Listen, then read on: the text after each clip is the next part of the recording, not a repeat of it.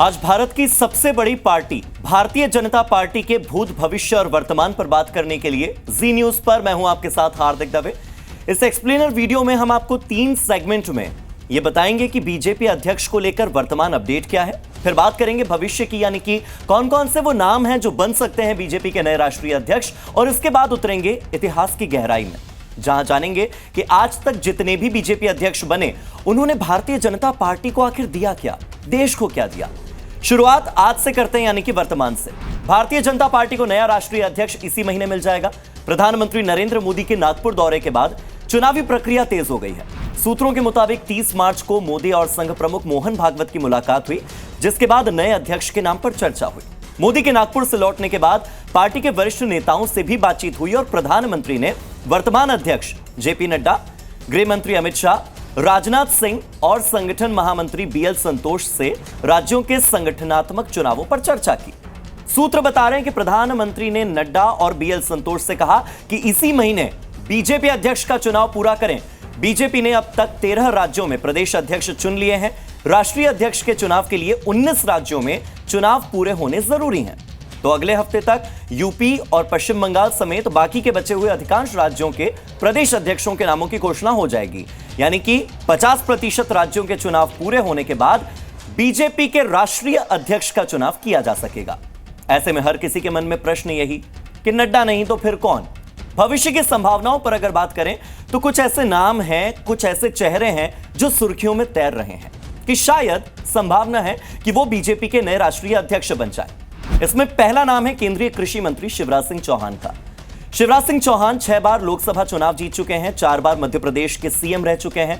केवल 13 साल की उम्र में राष्ट्रीय स्वयंसेवक संघ से जुड़े और इमरजेंसी के दौरान जेल भी गए। ओबीसी कैटेगरी से आते हैं। 2005 में मध्य प्रदेश बीजेपी के अध्यक्ष रह चुके हैं। आरएसएस की लिस्ट में शिवराज काफी ऊपर है। इसके बाद जो दूसरी संभावना है वो नाम है सुनील बंसल। सुनील बंसल के पास 2014 के लोकसभा चुनाव में यूपी के सह प्रभारी और उसके बाद फिर 2017 में प्रभारी की जिम्मेदारी रहते हुए पार्टी को कामयाबी दिलाने का श्रेय जाता है। इसके अलावा ओडिशा, पश्चिम बंगाल और तेलंगाना के प्रभारी के रूप में मिली सफलता भी उनके लिए एक बड़ा प्लस पॉइंट साबित हो सकती है। सुनील बंसल को यूपी में बीजेपी का चाणक्य तक कहा जाता है। तीसरी संभावना है धर्मेंद्र प्रधान की। वर्तमान में केंद्रीय शिक्षा मंत्री और बीजेपी के एक अनुभवी संगठनकर्ता हैं। ओडिशा से आते हैं, बीजेपी में अपनी पकड़ को और ज्यादा मजबूत करना चाहते हैं, साथ ही बीजेपी की पकड़ को मजबूत करना चाहते हैं पूरे देश में। 40 साल का उनका राजनीतिक अनुभव है, बड़े ओबीसी नेता हैं। 14 साल की उम्र में ही वो अखिल भारतीय विद्यार्थी परिषद यानी एबीवीपी से जुड़े। इसके बाद 2010 में बीजेपी के राष्ट्रीय महासचिव बने और संगठन में उनकी पकड़ वैसे भी बहुत मजबूत है। 2 बार लोकसभा और 2 बार राज्यसभा के सांसद वो रह चुके हैं। बीजेपी के नेशनल प्रेसिडेंट बनने की जो चौथी संभावना नजर आती है वो नजर आती है रघुवर दास में। रघुवर दास झारखंड के पहले गैर आदिवासी सीएम रहे। उन्होंने झारखंड में 5 सालों का एक स्थिर शासन दिया, जो अपने आप में किसी उपलब्धि से कम नहीं है, क्योंकि वो झारखंड राज्य में ऐसा पहली बार हुआ था। ओबीसी समुदाय से आने के कारण बीजेपी को सामाजिक समीकरण में नई बढ़त मिल सकती है और इस वजह से पूर्वोत्तर में बीजेपी को विस्तार भी मिल सकता है। अब आते हैं कुछ महिला नामों पर, जिनमें जो 5वां नाम है जो संभावना की दृष्टि से देखा जाए तो बहुत ही महत्वपूर्ण है, वो है स्मृति ईरानी का। महिला चेहरे पर अगर विश्वास करना हो बीजेपी को तो कई अहम मंत्रालय संभालने के साथ ही प्रशासनिक अनुभव स्मृति ईरानी को है। राहुल गांधी को चुनाव हराने के बाद से पार्टी के लिए एक मजबूत महिला चेहरा स्मृति ईरानी बनी। आरएसएस के साथ अच्छे संबंध है। हिंदी बेल्ट के साथ ही दक्षिण भारत में भी एक प्रभावी नाम हो सकती हैं। अब जिस छठे नाम की चर्चा है वो है वानती श्रीनिवासन। वर्तमान में बीजेपी महिला मोर्चा की राष्ट्रीय अध्यक्ष है, बड़े पौधे पर हैं और ऐसे में संगठनात्मक कार्यों में उनका अनुभव काफी अच्छा है। 1993 से लेकर बीजेपी में वो अब तक जुड़ी हुई हैं। तमिलनाडु में कोयंबटूर दक्षिण सीट से कमल हासन जैसे बड़े नेता और अभिनेता को उन्होंने हराया था। तमिलनाडु में बीजेपी को मजबूत करने में उनकी बहुत ही महत्वपूर्ण भूमिका रही। पति श्रीनिवासन विश्व हिंदू परिषद के प्रदेश मंत्री भी रह चुके हैं। आने वाले 3 सालों में तमिलनाडु के साथ ही केरल, कर्नाटक, पुडुचेरी और तेलंगाना में चुनाव भी हैं, तो दक्षिण भारतीय चेहरे पर दांव खेला जा सकता है, इसकी संभावना भी है। वैसे भी 20 साल से कोई साउथ इंडियन बीजेपी अध्यक्ष बना नहीं है राष्ट्रीय स्तर पर। 7वां नाम भी दक्षिण भारत से है, तमिलिसाई सौंदरराजन का। 1999 से भारतीय जनता पार्टी से वो जुड़ी हुई हैं, राष्ट्रीय सचिव भी रही हैं। तमिलनाडु में बीजेपी की प्रदेश अध्यक्ष साल 2014 से लेकर साल 2019 तक वो रह चुकी हैं। प्रधानमंत्री नरेंद्र मोदी और गृह मंत्री अमित शाह दोनों के करीबी नेताओं की गिनती में वो आती हैं और दक्षिण भारत वाला जो फैक्टर है वो इनके लिए भी काम करता है। हालांकि भारतीय जनता पार्टी से साल 2000 से लेकर 2004 तक 3 बार बंगारू लक्ष्मण, जन कृष्णमूर्ति और वेंकैया नायडू तीनों का अध्यक्ष बनाया गया। हालांकि तब भी दक्षिण भारत में कोई खास सफलता बीजेपी के हाथ लगी नहीं। तो ये दक्षिण भारत वाला फैक्टर कितना काम आता है कितना नहीं, ये तो भविष्य की गर्त में है। फिलहाल रुक करते हैं 8वें नाम का। डी पुरंदेश्वरी पूर्व मुख्यमंत्री और टीडीपी संस्थापक एनटी रामाराव एनटीआर की बेटी हैं। उन्होंने पहले कांग्रेस में रहकर केंद्रीय मंत्री के रूप में काम किया, फिर बीजेपी में शामिल हुई। फिलहाल आंध्र प्रदेश भाजपा की अध्यक्ष हैं और उनको राष्ट्रीय अध्यक्ष बनाने से पार्टी को तेलुगु राज्यों, जिसमें तेलंगाना में तो चुनाव भी है और आंध्र प्रदेश में वो पहले से हैं, जहां के जनाधार में बीजेपी को फायदा वो दिलवा सकती है। जो नवा नाम है वो हो सकता है भूपेंद्र यादव का। एक अच्छा ओबीसी चेहरा है, 25 सालों का राजनीतिक अनुभव है, संघ की पसंद तो है ही, साथ ही 2010 में बीजेपी के नेशनल सेक्रेटरी होने के बाद 2014 में जनरल सेक्रेटरी भी रहे। साल 2013 में राजस्थान चुनाव, साल 2014 में झारखंड चुनाव, साल 2017 में गुजरात और यूपी चुनाव, साल 2023 में मध्य प्रदेश का चुनाव और साल 2024 में महाराष्ट्र का चुनाव। हर चुनाव में पार्टी को जितवाया। सक्सेस रेट काफी अच्छा है। हालांकि नाम तो प्रहलाद जोशी का भी है, निर्मला सीतारमण का भी है, अनुराग ठाकुर, केशव प्रसाद मौर्य, राजीव चंद्रशेखर और सर्बानंद सोनोवाल का भी काफी नाम चल रहा है। लेकिन बीजेपी, आप तो जानते हैं, चौंकाने वाले फैसलों के लिए ही जानी जाती है। कोई बिल्कुल एकदम से नया नाम सामने आ जाए जिसकी चर्चा ही ना हो तो बहुत ज्यादा आश्चर्यचकित होने की आवश्यकता आपको नहीं है। अब ये तो हो गई वर्तमान और भविष्य की संभावनाओं पर बात। अब आपको लेकर चलते हैं थोड़ा इतिहास में, भूतकाल में, जहां बीजेपी में अब तक 11 नेताओं ने राष्ट्रीय अध्यक्ष का पद संभाला। किसका कार्यकाल कैसा रहा, एक एक करके देखते जाते हैं। सबसे पहले भारत रत्न अटल बिहारी वाजपेयी, जिन्होंने गांधी के समाजवाद को अपनाया। 1980 से 1986 के बीच वो भारतीय जनता पार्टी के पहले अध्यक्ष बने रहे। संघ के सपोर्ट और जनसंघ के नेताओं की भरमार होने के बावजूद वाजपेयी ने गांधी के समाजवाद को अपनाया। वाजपेयी ने बीजेपी को सेंटर की पॉलिटिकल पार्टी के तौर पर पेश किया। इसके बावजूद 1984 के आम चुनाव में बीजेपी महज 2 सीटें जीत पाई। उदारवादी चेहरा रहे वाजपेयी पहले ऐसे गैर कांग्रेसी थे जिन्होंने प्रधानमंत्री का कार्यकाल पूरा किया। बड़ी उपलब्धि। जो दूसरे अध्यक्ष हैं वो है भारत रत्न लाल कृष्ण आडवाणी। भारतीय जनता पार्टी को हिंदुत्व और राष्ट्रवाद की ओर उन्होंने बढ़ाया। 1986 से 1990, फिर 1993 से 1998 और 2004 से 2005 के बीच आडवाणी 3 बार अध्यक्ष बने। 10 साल से ज्यादा, यानी कि सबसे लंबे समय तक बीजेपी की कमान संभालने वाले एकमात्र नेता। वाजपेयी से उलट आडवाणी ने बीजेपी का रुख हिंदुत्व और राष्ट्रवाद की ओर मोड़ा। 1989 में बीजेपी ने 85, 1996 में बीजेपी ने 161 सीटें जीती। 1996 में सरकार भी बनाई। 1990 में आडवाणी ने हिंदुत्व के दम पर चुनावी सपोर्ट जुटाने के लिए राम रथ यात्रा निकाली। नेशनल डेमोक्रेटिक अलायंस यानी कि एनडीए बनाया। 1998 में 182 सीटें जीती और फिर बीजेपी की सरकार बनी। वाजपेयी एक बार फिर प्रधानमंत्री बने। 2005 में आडवाणी ने मोहम्मद अली जिन्ना को सेक्युलर नेता बता दिया। विवाद होने पर इस्तीफा दे दिया। कई बार बीजेपी के पीएम फेस तो बने, मगर डिप्टी पीएम या गृह मंत्री ही बन पाए। तीसरा नाम है डॉक्टर मुरली मनोहर जोशी का। एकता यात्रा निकाली और आडवाणी के रास्ते पर आगे बढ़ते गए। 1991 से लेकर 1993 तक वो भारतीय जनता पार्टी के अध्यक्ष रहे। 5 दशकों तक संघ से जुड़े रहे जोशी ने अध्यक्ष बनते ही कन्याकुमारी से श्रीनगर तक भारत को जोड़ती हुई एकता यात्रा निकाली। आडवाणी की तरह जोशी ने भी राम जन्मभूमि आंदोलन में काफी अहम भूमिका निभाई और बीजेपी की राजनीति को हिंदुत्व की हवा दी। 1991 के लोकसभा चुनाव में 120 सीटें जीतकर बीजेपी पहली बार मुख्य विपक्षी दल बना। अटल सरकार में जोशी कैबिनेट मंत्री बने। मानव संसाधन विकास, विज्ञान, प्रौद्योगिकी जैसे कई महत्वपूर्ण मंत्रालयों को उन्होंने संभाला। फिर नाम आता है चौथा नाम, कुशाभाऊ ठाकरे का। लोकल लेवल पर कैसे बीजेपी मजबूत हो, यह उन्होंने सिखाया। 1998 से लेकर साल 2000 तक भारतीय जनता पार्टी की कमान संभालने वाले कुशाभाऊ ठाकरे एनडीए सरकार बनने के कुछ महीने बाद ठाकरे अध्यक्ष बने। तब पार्टी के बाहर उनका खासा नाम नहीं था। करीब 6 दशकों से वो संघ से जुड़े रहे।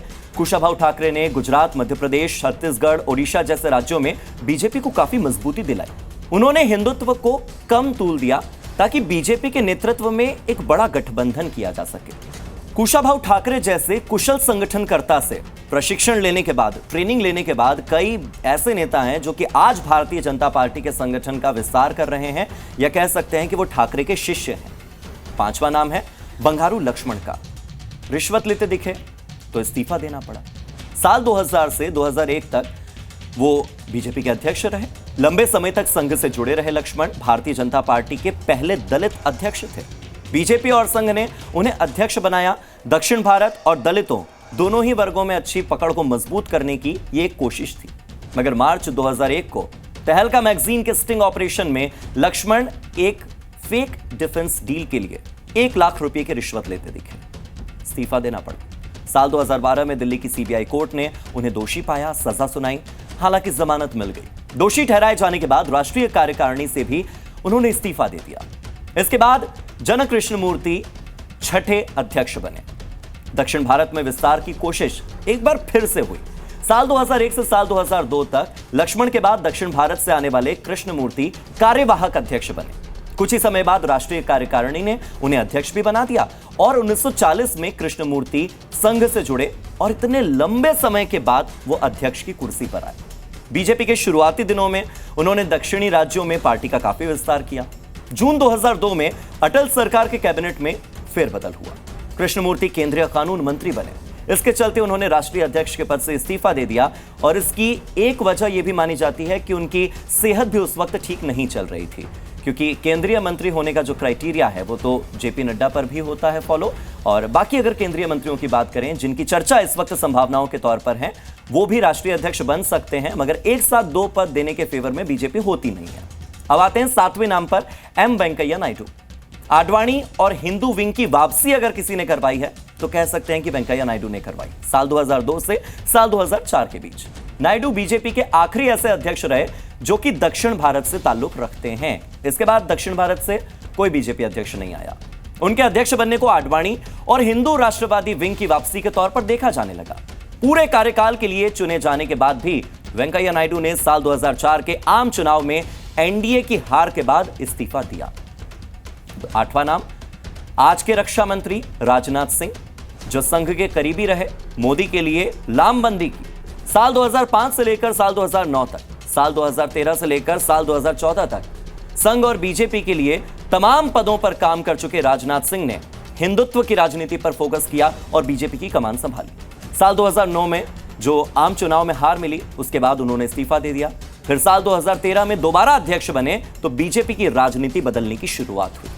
सितंबर 2013 में राजनाथ सिंह ने प्रेस कॉन्फ्रेंस की, नरेंद्र मोदी को बीजेपी का प्रधानमंत्री फेस बनाने का ऐलान किया। पहली बार था जब गुजरात के सीएम मोदी को किसी ने प्रधानमंत्री बनाने का ऐलान किया हो आधिकारिक तौर पर। राजनाथ ने ही मोदी के लिए बीजेपी में लामबंदी की, आडवाणी समेत कई नेताओं को मनाया और 2014 में मोदी कैबिनेट में राजनाथ सिंह गृह मंत्री बने। साल 2019 से वो केंद्रीय रक्षा मंत्री हैं। अब आते हैं एक ऐसे नाम पर जो अपने काम के लिए जाने जाते हैं। 9वां नाम है नितिन गडकरी का। संघ की पहली पसंद, लेकिन पूर्ति मामले में इस्तीफा दे दिया। साल 2010 से लेकर साल 2013 तक वो बीजेपी की कमान संभालते रहे। लगातार 2 लोकसभा चुनावों में हार के बाद बीजेपी अपने बुरे दौर से गुजर रही थी।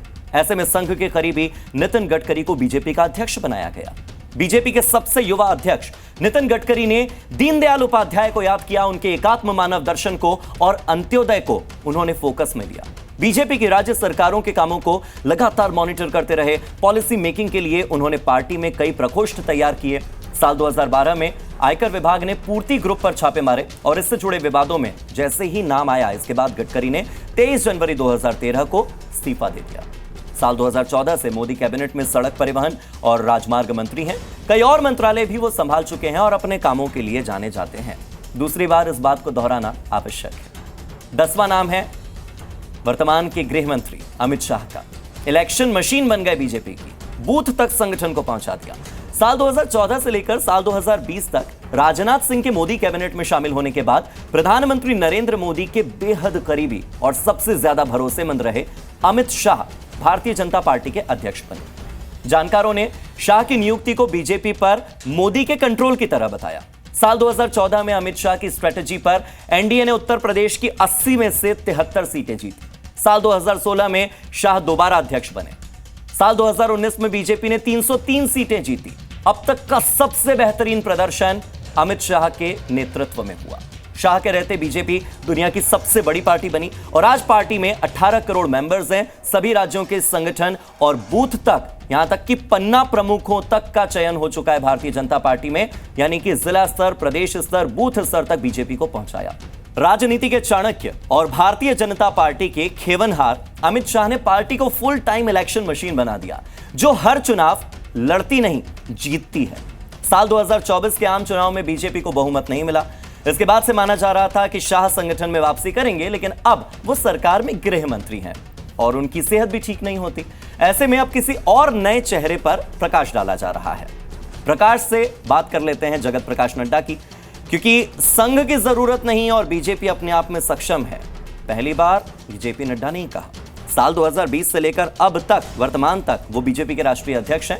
जून 2019 में नड्डा पार्टी के कार्यकारी अध्यक्ष बने थे और शाह के साथ पार्टी चलाने के बाद 20 जनवरी 2020 को पूर्णकालिक अध्यक्ष बने। उनके कार्यकाल में हुए 2024 के आम चुनाव में बीजेपी की सीटें घटकर 240 हो गई। चुनाव के दौरान नड्डा ने संघ की जरूरत न होने और बीजेपी के सक्षम होने की बात भी कही। माना गया कि संघ ने चुनाव में बीजेपी के लिए प्रचार नहीं किया।